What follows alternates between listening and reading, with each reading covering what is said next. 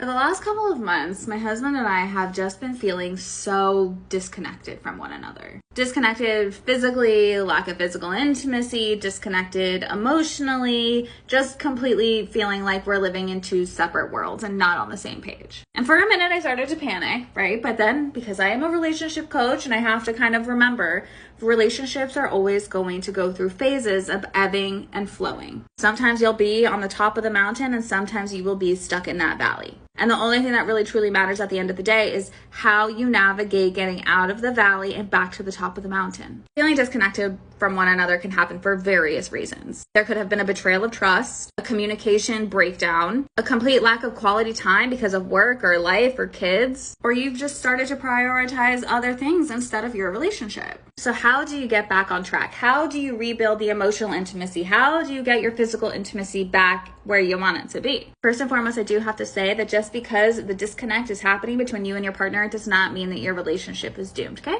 And what matters most is what you choose to do now that you've become aware that there is that lack of connection between you two. So how do you get it back on track? 1, you obviously have to learn how to have open and honest communication. 2, you have to actually start spending some quality time together, not just talk about it, but actually do it. 3, you have to start becoming emotionally available to one another, right? Share your thoughts, share your feelings, share your concerns. Talk to each other about stuff. Be vulnerable. And lastly, don't be lazy when it comes to showing up in your relationship and doing the stuff and putting in the work. And if you need some help because you have no idea on where to even start diving into these things, I have an amazing emotional intimacy workbook that is going to help you get where you want to be in your relationship.